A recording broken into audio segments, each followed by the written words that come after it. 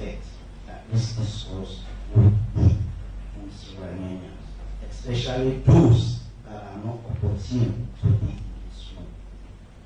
And if we ask ourselves those honest questions, maybe we'll arrive also with a very similar hypothetical question, which bears to us the fundamental of why is always democracy is on the demand side but not on the supply side. Because most times citizens always demand democracy. But we as citizens, are we actually supplying what is democratic tendency from our civic responsibilities? Those are the critical things. So we are here today to browse through and to have an equation between the perspective of citizens, especially rights holders and duty bearers, in the discourse of fundamental principles of human rights. Because democracy is intertwined with human rights. The absence of democratic space leads to an increase in the violation of fundamental rights. So if we are to discuss democracy, then we have to know and note the tenet in which human rights is ruled upon. So on this note, I want to thank all of you for coming and to thank international ideas and the various democratic actors for convening this sensible, meaningful, and well forward-looking platform that will drive and serves a better way, even for the recommendations of the tripartite that will be out. So I hope we will deliberate much more into this and tomorrow's conversation, and will come with a tangible recommendation that will not be only tabled as a stone, but have a will to move for itself. Because most times we have recommendations, but they cannot be followed. And I hope and pray that in this discourse, all recommendations will be followed and actions needed by the various responsible stakeholders will be implemented. I thank you. Thank you very much, Mr. Fodi, for reminding us that as citizens, we should not just be demanding. We also have our responsibilities to ensuring that what the experts have described as fledgling democracy can thrive to an advanced state, and all citizens have a bigger role to play in ensuring that happens, especially with this fragility we are experiencing as a nation.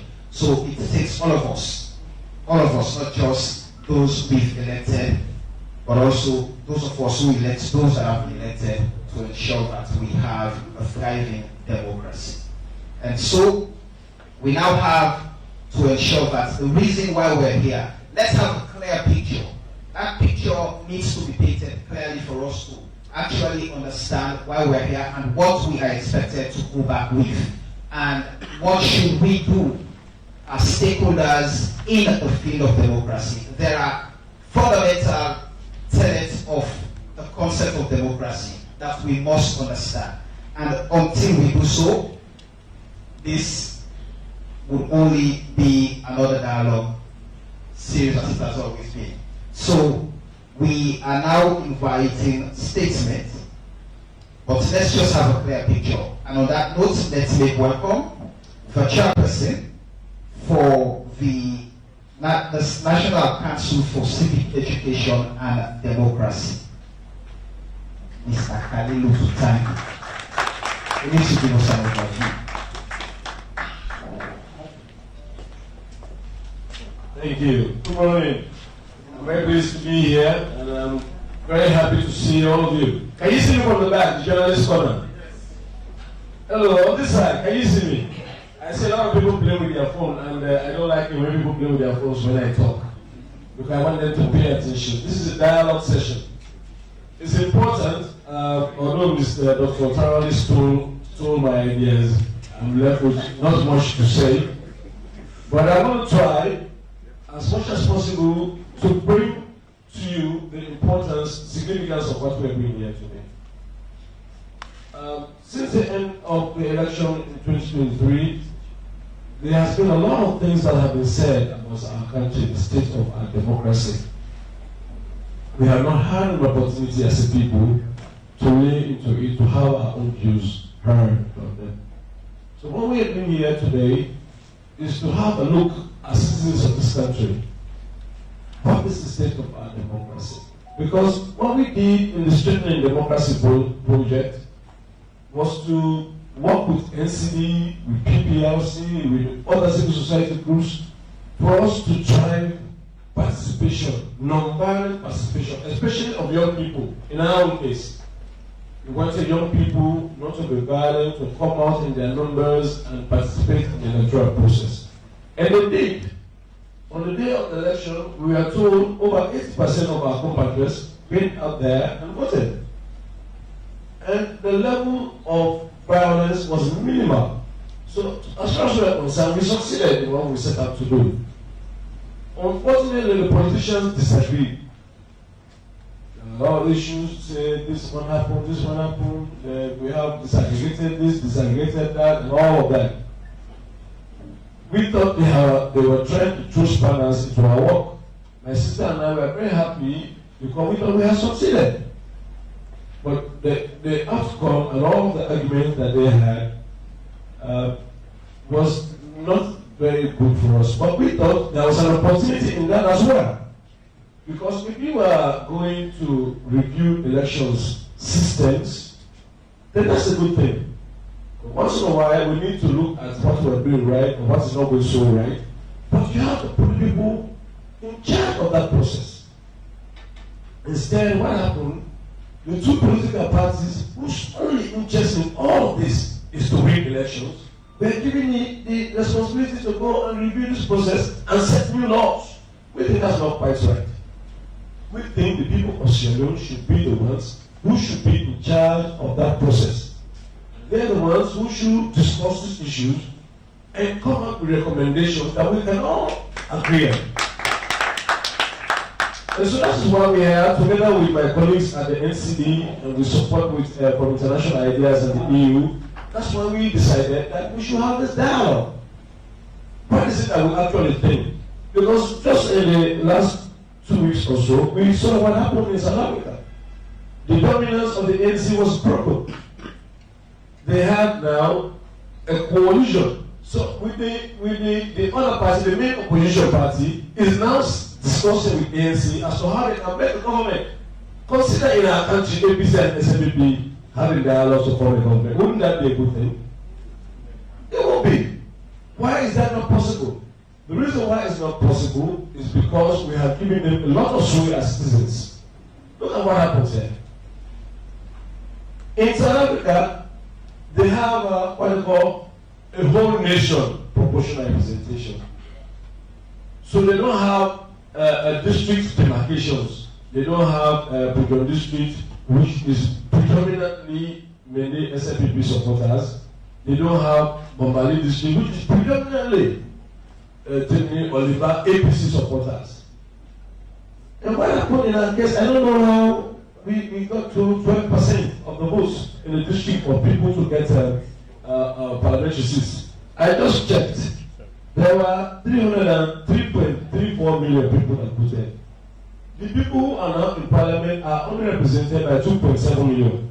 So what happened to the 700,000 other voters? Why are they not represented?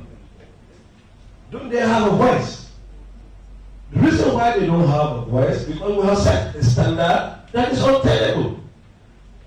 We have set a standard deliberately taking away 700,000 of our own compatriots. We are not getting them represented in parliament. Is that right? It's not, in my view. And I'm sure the views of several others here is not right. So what we want to do, why don't we explore some other ways? Suppose we say we're going to have a constitution, a whole nation constituency. And if we say we have 132 seats in that parliament, it means when a party gets 1.32% of the votes cast in this country, they get a seat. When we do that, we are going to ensure that we are going to break the dominance of parties that have lived all over. We are the only country that have retained a same party, political party in West Africa since independence. Check your history. We are the only party. We are the only country that have done that. To what benefit? You ask yourself. So what we want to do, we want to have a dialogue, we want to have a conversation that allow us to have more people represented in parliament. That make sure that when we next week elect a president, that president is not going to be holding only to their own political parties or to their tribes that voted them. They are going to have a responsibility to serve the whole country. How do you know that?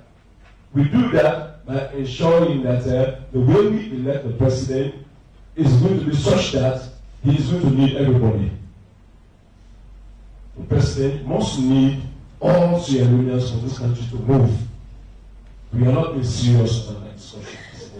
That's why we are where we are. What we want to do is to deepen that conversation. What we are doing here in the next 2 days is to ask ourselves, why are we the way we are? What can we do with our electoral system to better our lives? The business of government is to better the lives of people. The business of government is to secure and protect their people. We are not doing well in that department. What we want to do together with our colleagues at the NaCCED is to create a platform for you to have this discussion. Honestly, frankly, that's what we call it a citizen dialogue session. We want you to look at all of the possibilities. In South Africa, my poster was selected by the assembly. But that assembly was voted by the people.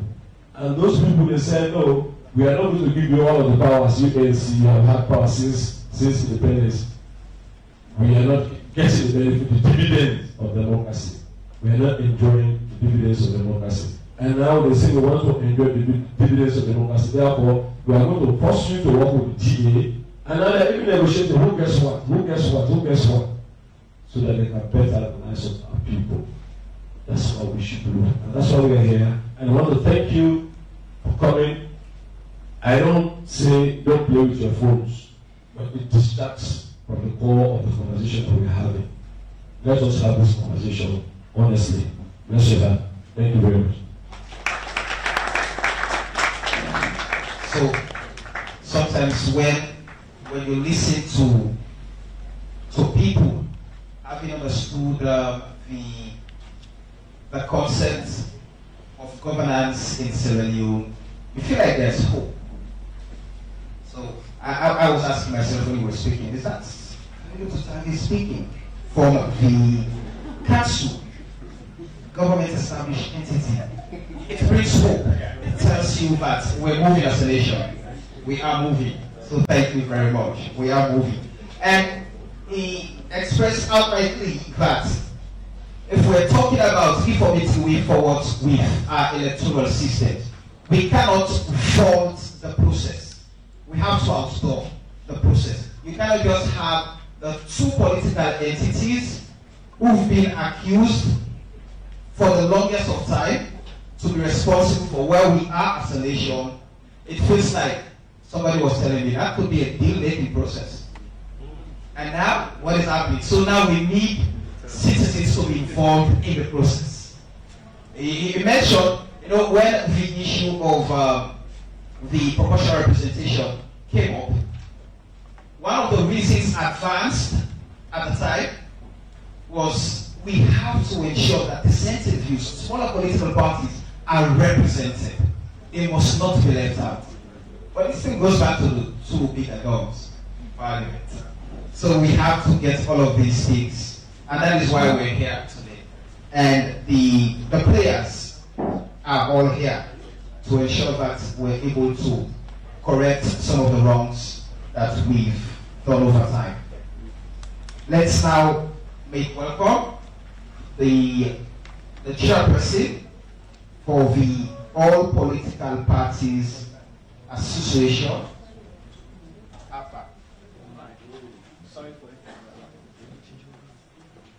Do we have the chairperson for the All Political Parties Association here, please? Apa.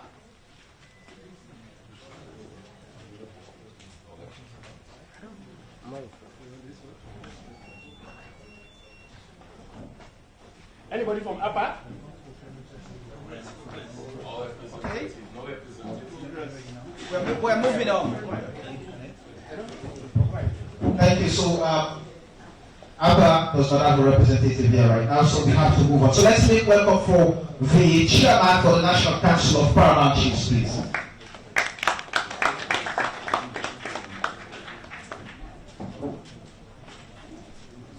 Good morning, invited guests. I will ask the organizers of this meeting to allow me to speak both Creole and English. When I was invited to come and give a statement here today, I wanted to prepare a script. I realized later I'll be talking to politicians. God has helped me. I was one time a member of parliament. When there are contentious issues in parliament, we dare you to stand up and talk in support of the government. They will say, talk like chief. So please accept me to talk like the chief here this morning. Having said that, in the 1991 Constitution of Sierra Leone, Section 72 talks about the office of the paramount chief. I'm bringing this to your attention because society has carved some expectations expected of us that is putting the institution of chieftaincy in the arm's way anytime there is an election in this country. And in this section 72, the subsection 4, all paramount chiefs are afraid of it. That subsection 72.4 says that the paramount chief can be removed for gross misconduct. I want my listeners to know that gross misconduct was never defined in the 1991 Constitution. So it is only any serving president that actually knows the definition of gross misconduct. Having said that, in the same 1991 Constitution, Section 74.1a creates room for paramount chief representation in Parliament, one per district. That is also in the National Constitution.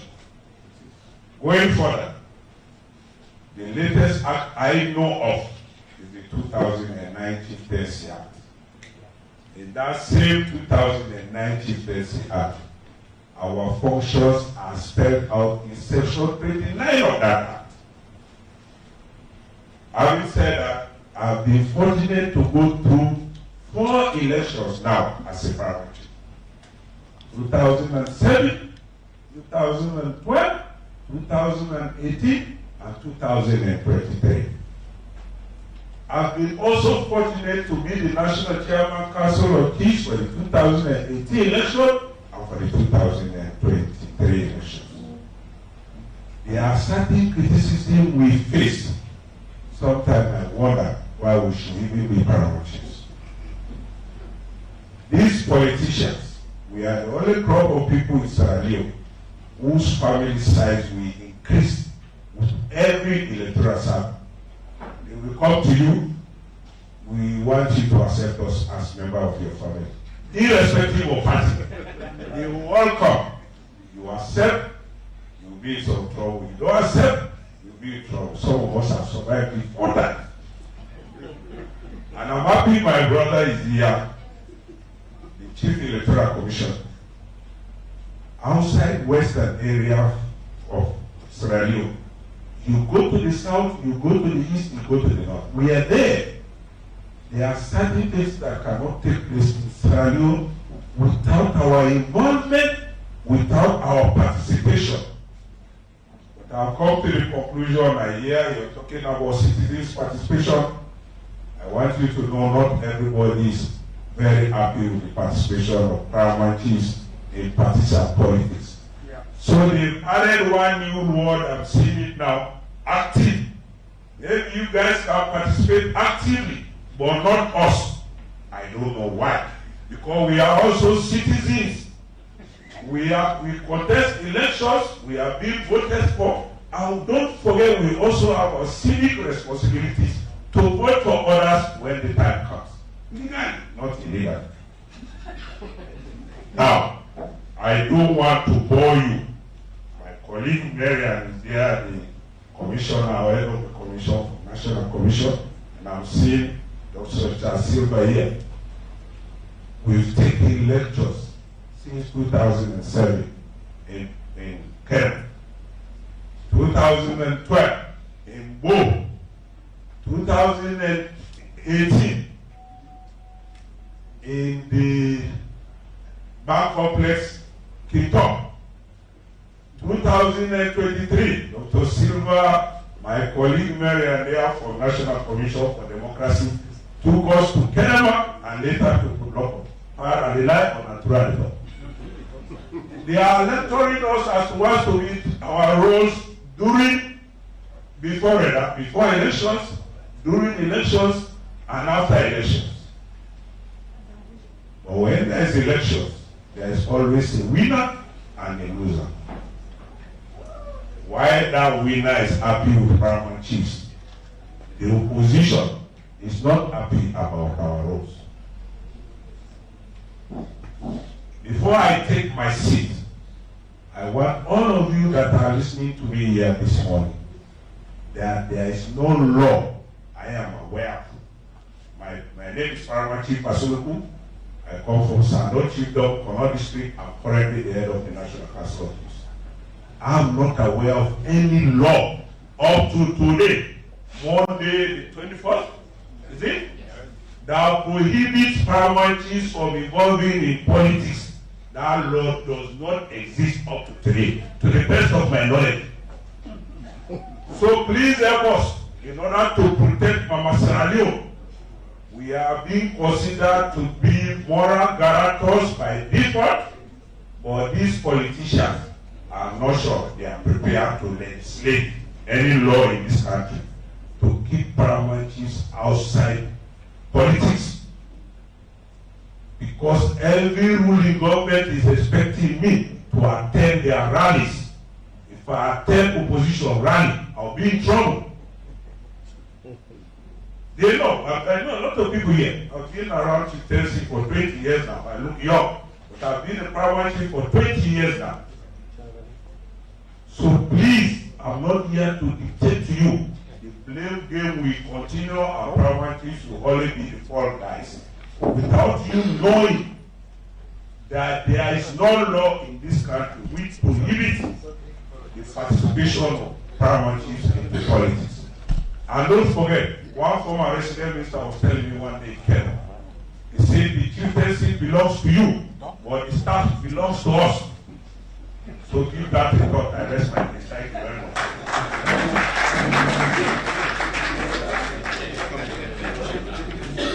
So I think it deserves another round of applause.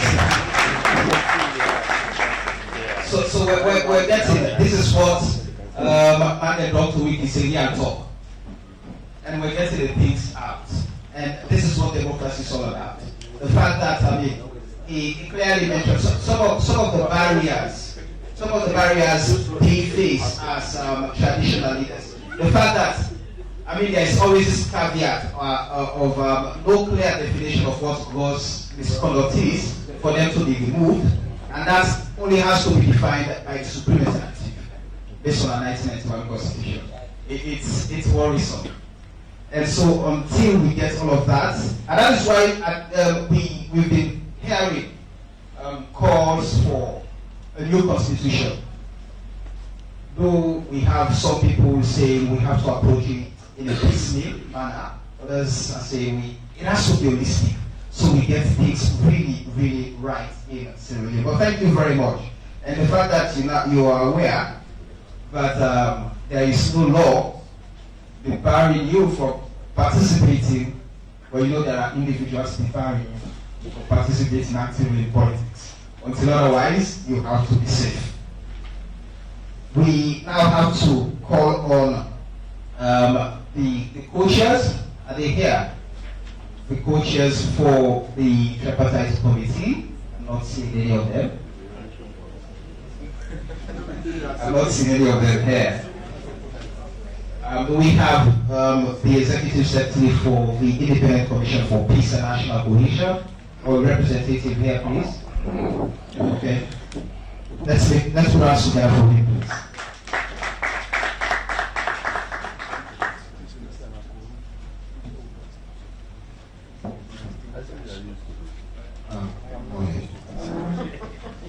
Paramount Chief Pasoko also doubles as board member for the Peace Commission, so he's a sole custodian for promoting peace and national cohesion in Sierra Leone. I greet you, sir. Honorable guests, distinguished participants, ladies and gentlemen, it is a great honor and privilege to stand before you today at this national dialogue session organized by the National Council for Civic Education and Democracy, NaCCED, and the National Commission for Democracy. I extend my sincere gratitude to the International Institute for Democracy and Electoral Assistance, IDEAS, and the European Union for their unwavering collaborative support in making this crucial gathering possible. The theme for this session, Consolidating Democracy by Promoting Inclusive Participation, is both timely and imperative. As we gather here at the Atlantic Hotel, let us recognize the significance of our discussion over these 2 days in shaping the future of our nation. The election of the government of President Julius Maada Bio in 2018 marked a pivotal moment for Sierra Leone. It was a movement that spurred a renewed efforts in fostering peace, unity, and democratic governance. In response to the President's request for a green paper on establishing an independent commission for peace and national cohesion, extensive consultation and dialogue were conducted with key stakeholders, including political parties, interreligious councils of Sierra Leone, the media, and international communities.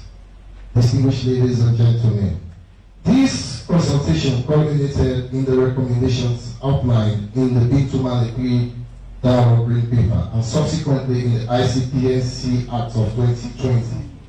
The Commission's mandate encompasses 3 broad areas: conflict prevention, conflict resolution, and public education. Additionally, it starts with adopting recommendations from the Truth and Reconciliation Commission and the Constitutional Review Report, among others. The establishment of this commission is not just a national initiative, but also a reflection of a broader regional and continental mandate to institutionalize early warning and response mechanism within Sierra Leone. Since its inception, the Commission has received invaluable technical assistance from the African Union Peace and Security Department, ASAO, in establishing its Situation Room, which significantly enhances our early warning and response capabilities. One of the Commission's notable achievements in mediating the dialogue that led to the National Unity Agreement. This agreement successfully resolved a political deadlock and paved the way for opposition APC politicians to occupy their elected offices. The Commission further facilitated the African Union, UNOWAS, and ECOWAS for a follow-up visit to Sierra Leone to assess the progress of the tripartite and National Unity Agreements as a whole. This is a testament to our all-collaborative commitment to peace and national cohesion. As we continue to work towards strengthening democracy in Sierra Leone, it is crucial to emphasize the importance of inclusive participation. Democracy thrives where every voice is heard and every citizen feels represented. Our discussion over these 2 days will focus on how we can achieve this inclusivity, ensuring that no one is left behind in the democratic process. Honorable guests, distinguished ladies and gentlemen, I urge all participants to engage actively and constructively in this session. Your insights, experience, and recommendations are vital in our quest to consolidate democracy and promote inclusive participation in Sierra Leone. I am Moses Magno, Deputy Executive Secretary. Thank you. Thank you very much, Moses, for that statement. Let me just quickly recognize the presence of Mrs. Frances Numa, who is the Executive Director for Early Warning Commission, and Chief Matthew Young, Secretary General, Council of Tribal Heads, and also those who will be on the panel here this afternoon. I see Andrew Lavadi from IGR. You would be speaking on consolidating democracy by promoting inclusive participation. Abdul Fatoma from Chadi, and Dr. Charles Silva is here. I don't know, I've not seen Dr. Sandy's birthday mate here. She's Marcella. I see Marcella is also celebrating the birthday, but she should be on the panel. And okay, she's on our way. And Rashid Bubuya from Ligali, who is also not here yet. You know, at some point I was in the US covering the midterms, and I had the opportunity to talk to Sean Steele. Sean Steele was the party chairman for Republican California State. And I also had a chat with Senator Leo. Now, something clearly stood out, that politics, no matter the territory, there are common practices. There was this pressure on Daisy Logan. Daisy Logan is the Mohammed Collier of Los Angeles County. And at the time, we were stationed in his office. And, you know, because of it's the US, votes were being tallied, and all the equipment and the forms were being brought in real time by helicopter. I know we're dreaming. It's always good to dream. We'll get there someday. But then, Daisy Logan, at the time, he needed police presence to actually take him out of his office for some time. That's what comes with elections. Today, Mohammed Collier, I'm not sure anybody here is envy of his position in Sierra Leone. But since his appointment, but he's there. And even on a private note, when we talk, you know there are things that we all must do as a nation if we actually even want our institutions to perform. There must be our support as citizens to ensuring that things happen the right way. And so, ladies and gentlemen, Mohammed Kekole is here to give us the keynote address for this dialogue session.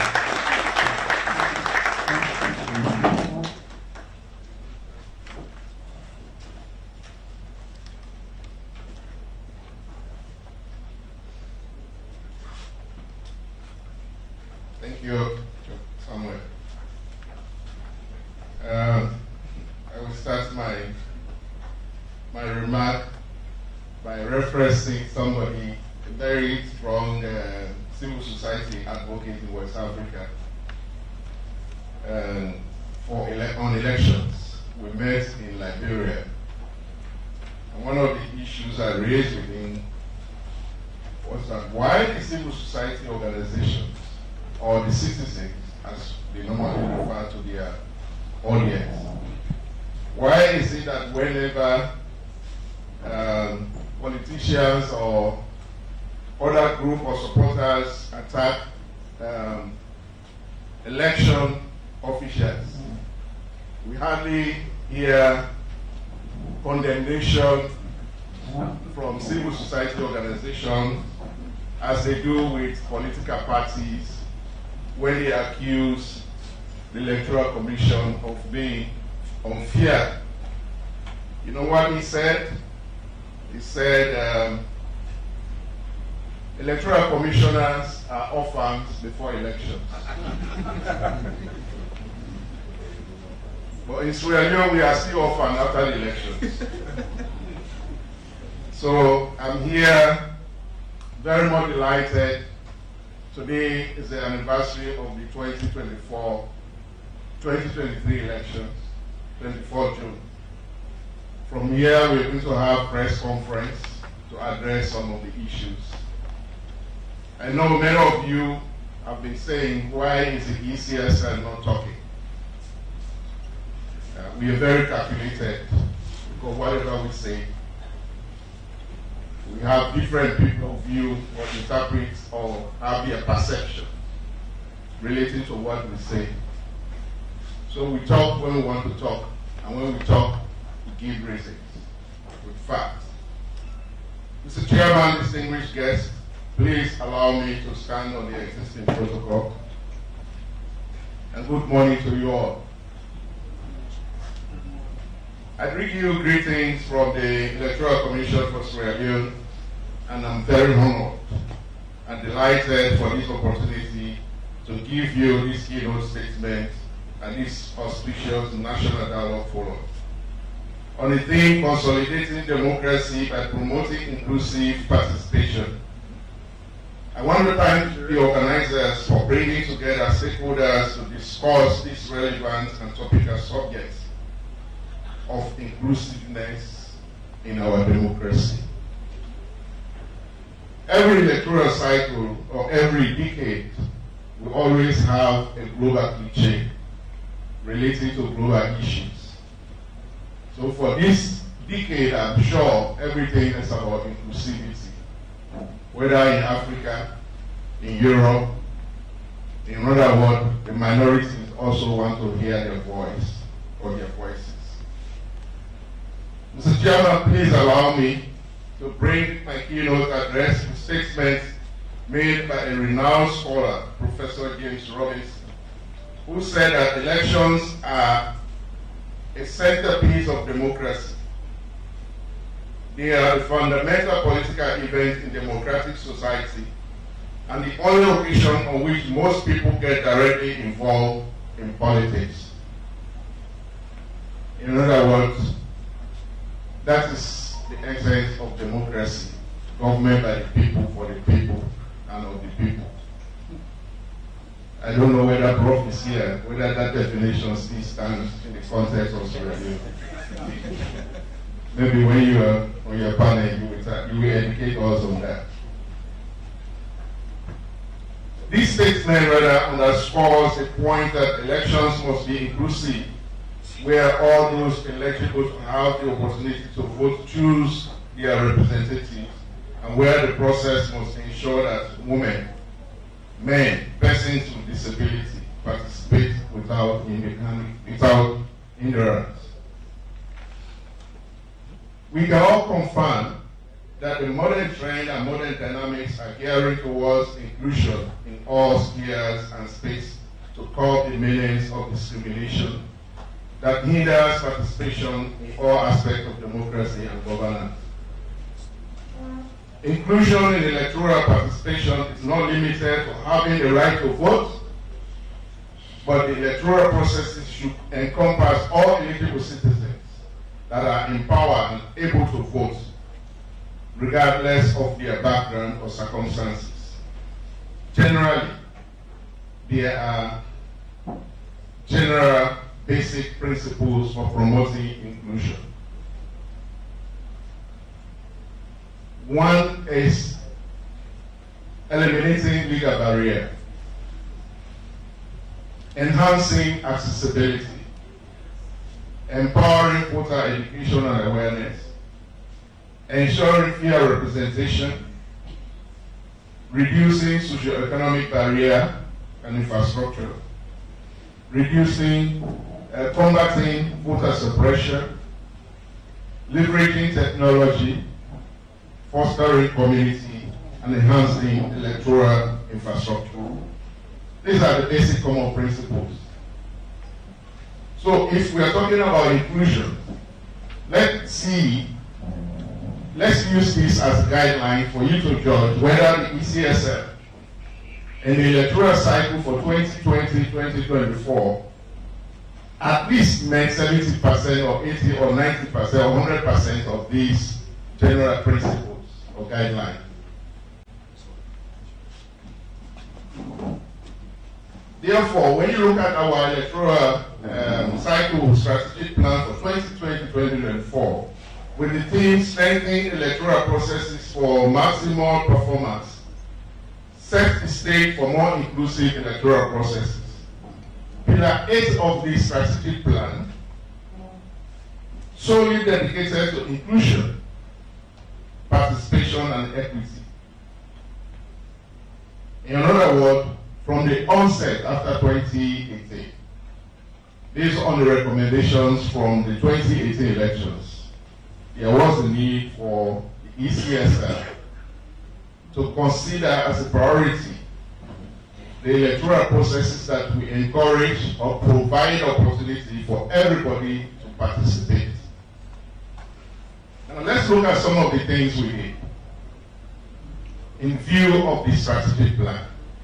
First, we did establish electoral inclusion departments. Before I joined the commission as a chair, we had a gender unit embedded in the HR department. So as part of our restructuring, we established the electoral inclusion department.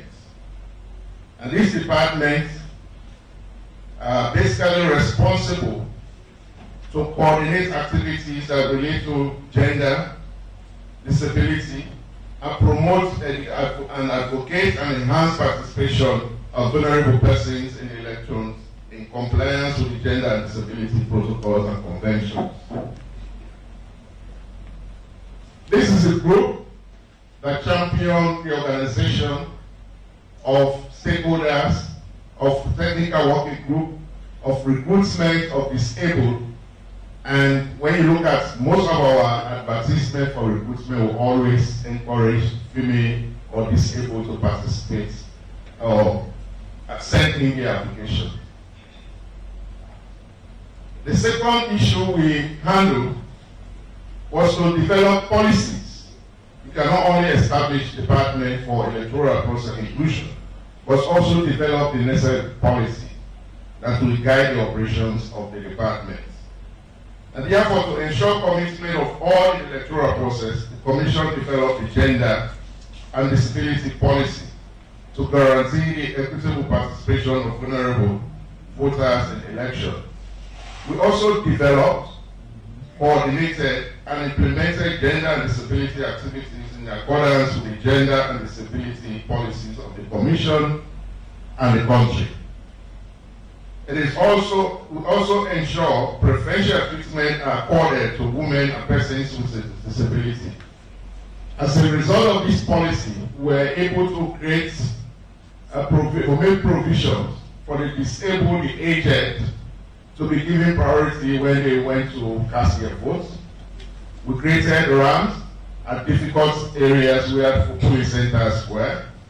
We also moved from most of our stations from court barriers to schools, which we consider as reasonable environments that will accommodate our disabled and aged when they appear to the polling centers.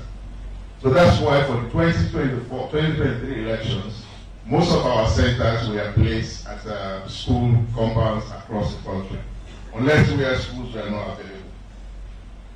The other important step we undertook was a review of the Public Elections Act.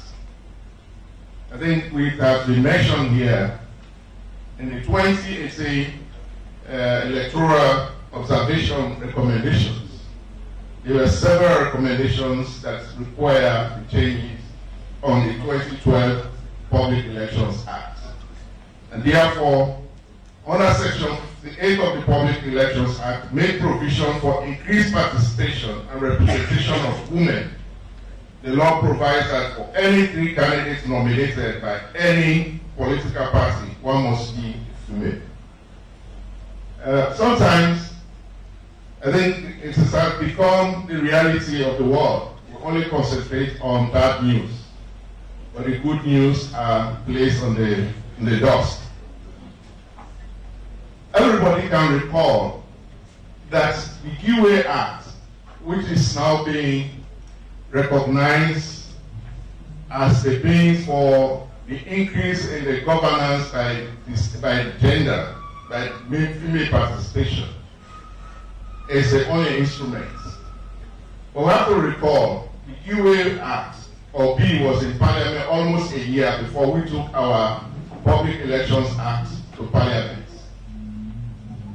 And when we took the public elections bill to Parliament, because of the information we had regarding the concept, the perception about the UA Act, so we went with two-pronged approach to ensure that we get what we wanted. We had realized MPs were against the affirmative provision in UA Act, which says 30%, at least 30% has to be in the UA Act.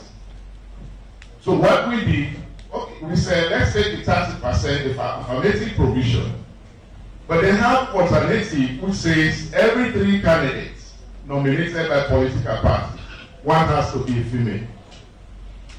So we took that to Parliament, and Parliament was against the affirmative on the ground that it goes against the Constitution, because there is no provision in the Constitution that gives qualification of members of Parliament to be female.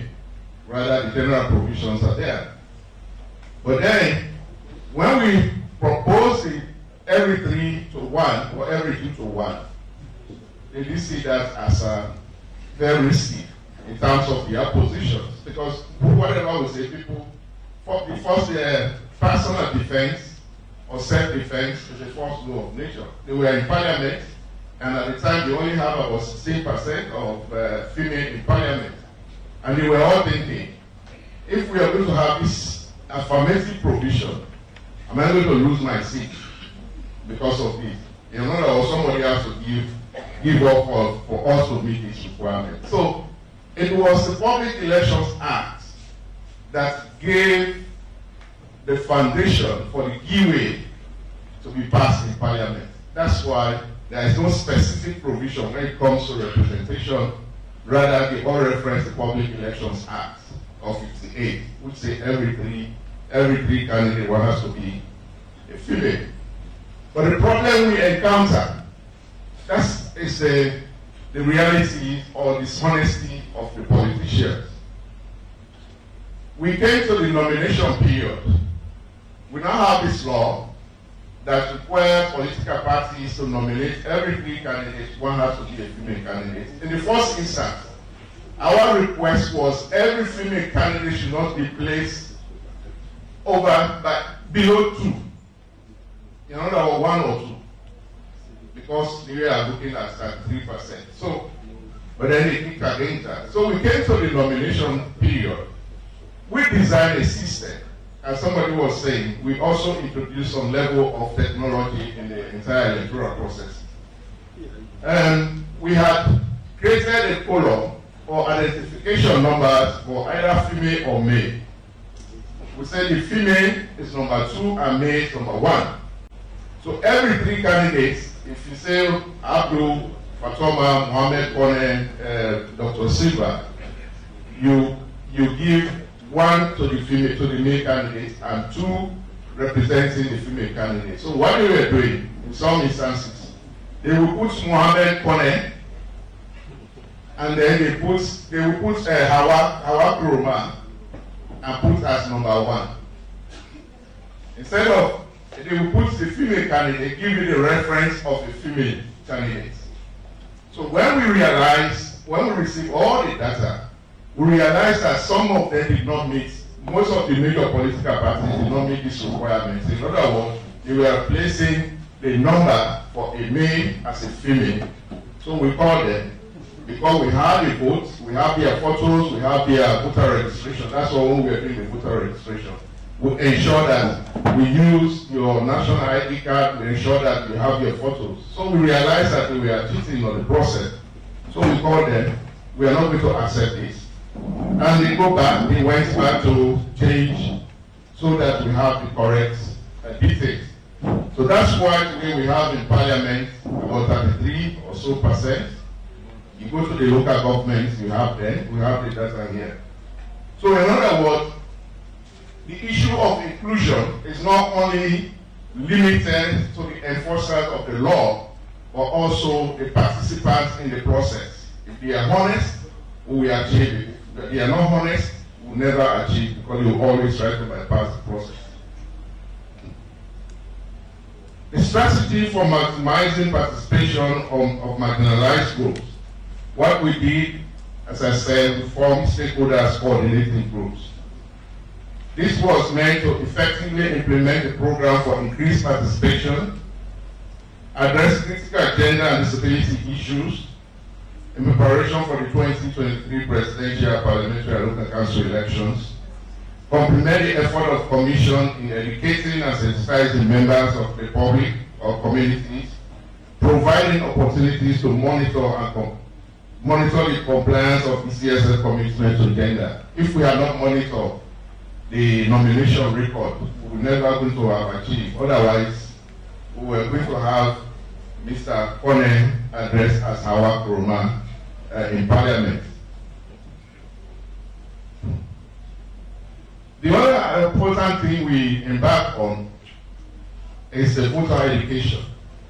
Today we talk about the issue of the participation, the issue of white votes. We did extensive voter education. We received funding from the ECOWAS. We recruited about 30 civil society organizations, including the media, to help us do voter education, because we realized that we are going to do the PR system, and PR system, many of the voters were people below the ages went to vote when we did PR system in 2002. So therefore, we recruited civil society organizations to help us do the voter registration. That's the reason why today, if we talk about the white vote percentage below 5%, below 0.5, because of the continued trend in reducing the continual voter education and the trend in reducing the white votes. From 2018, the final result, we have about 1.2 white votes. So for 2023, we were able to reduce the white vote to 35 or 0.36%. In other words, continuous voter education with the participation of not only the Electoral Commission or the civil society, but even the political parties. Let the political parties take up the voter education as their primary goal to get people to come out and vote for them. It's not about focusing on the ECSL or the electoral management body that will give you the votes, that will provide or reduce the white votes. If we meet at the political party nation committee meeting, we provide you information, we provide you the details. It's your responsibility to tap that information, tap into it, and train your voters, your supporters, so that they will come out and vote. So we had extensive voter education that helped us as reflected in the turnout as well as the white vote. Access to electoral information is another crucial point. One of my statements when I assumed office was to ensure, one, on the election day, people will go to vote. My kid will be in school while the voting is going on. And that my office was going to be open to everybody, politicians, civil society organizations, the media, and everybody. That's why when you go to my office, you don't sit in the waiting room for less than 5 minutes. You will come and see me. So let nobody say the Electoral Commission operated like a secret society. My office, the Electoral Commission, has always been open, and is always open to people to discuss issues of relevance to the Commission's work. We also had extensive consultations. That's why we have the public political party liaison committee meetings. When the Commission meets, we develop policy, or we agree on policy. We bring that to our management. They develop the regulations, and these regulations are presented. Political parties are here. Dr. Sandy is here. I think others are also there. They can confirm that at every PPSC meeting, we present every action or every decision the Commission has taken relating to electoral process, from voter registration to the tallying process. So, in other words, when we do these presentations to political parties, we expect them to take information to their party offices, to their supporters, to educate them that this is the policy is going to govern this particular aspect of the electoral process. That is, for example, if we are doing a voter registration, we develop our regulations because that's the provision we have in the Constitution for us to provide, to develop regulations that will guide our conduct or operations. Or rather, there we go, we explain, we present, they understand, but then when they come out, they have different stories they will tell their supporters. So the issue of perception is being created mostly by the political parties the way they want to change the law for their benefits. In other words, we are about 200 staff. If you have an institution, a political party that has over 1,000 or 100,000 of supporters, any of them, what they say, the leadership, they will take the information as a fact compared to what the Electoral Commission will say, because they will always find a way to interpret what they perceive is against them, wrongly to their supporters. It's a charity begins at home. Whenever we are doing our recruitment, we always ensure that we have a quota system. We always ensure that we give priority to the disabled, the gender equation. That's why even the artwork staff we recruited, we have something like about 30% of women and 25% of persons with disability. So in other words, 55% of those who recruited came from the disadvantaged or the minority. So we are practicing the inclusive politics, the inclusive electoral system. We also developed the assertive tools to help the voters, the disabled, to be the blind, to be able to vote accurately, instead of having somebody to tell them, go vote for this party or vote for this person. So we developed the technology through the support of the EU, so that when they get to the poll, they have the liberty.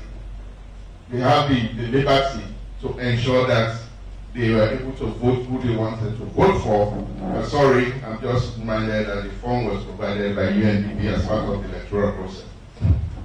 As I mentioned, we also created a conducive environment by creating ramps for people with disabled ability to go and vote, cast their vote. There were a lot of social events we organized to motivate people. For the first time, we even brought on board the bike riders, the musicians. We had a contract with AYD where they brought in the rappers to organize social event as part of the campaign. Of course, one of the other important things is that assisted us to achieve the peaceful conduct of the election. We had effective collaboration between us and these other state institutions, like the security sector. I could imagine the last station that finished election, the last station at 11:30 p.m. on the polling day was at St. Anne's School. All of us were there because we had problems. They had attacked our staff, and therefore we could not start the election on time. Certain stations started at that center.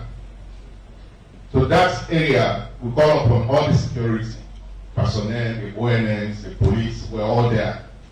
And the last person cast his vote at 11:35 p.m. We counted the vote in the presence of all political parties. So in other words, this speaks to the issue of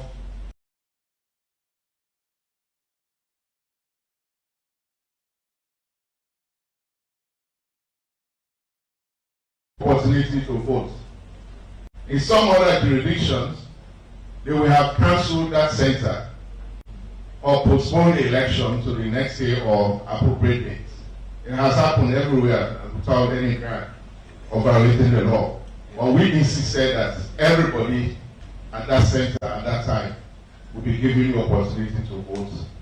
And we were able to do that, doing that because of the collaboration we had with the security forces. In conclusion, Mr. Chair or MC, ladies and gentlemen, the other important thing I want us to bring, we have spoken about the law, the review of the Public Elections Act, the introduction of the PR system. So I ask this question to a politician. How do you intend to have implemented the 3-to-1 or 2-to-1 without the proportional representation? You know what the person say anyway, some modesty I will talk and more, but it will be very difficult for we not to be the PR system. We had received the directive from the president at the middle of preparing to finalize the voter registration for us to utilize the PR system. But the procedure, what system are we going to utilize to be fair on the basis that the midterm census was ultimately condemned by the opposition. They did not even participate to some extent. If, as a commission, we have the liberty provided by the Constitution, when we are doing boundary delimitation or determining the number of constituencies, when the parliament gave us the number of parliamentarians, we use that to determine the population quota per district.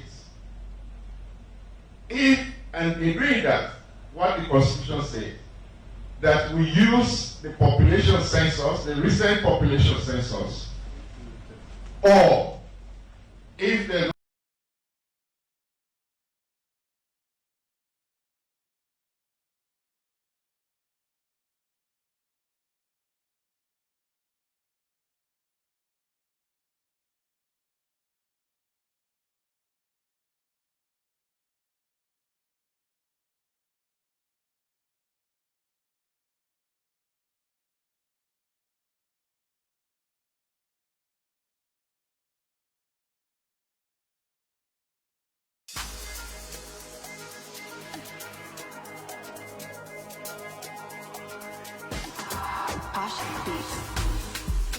Free money, no sonko. This is a different kind of energy. That's gang energy. With malt, ginseng, and vitamins. To recharge and take charge. Zag Energy Drink with malt. That's our kind of energy.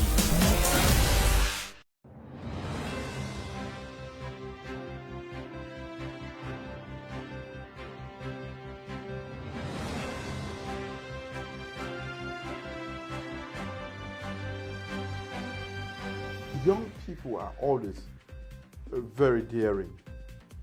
They are smart, they can take risk, but because we are also educating them, they can take calculated risk.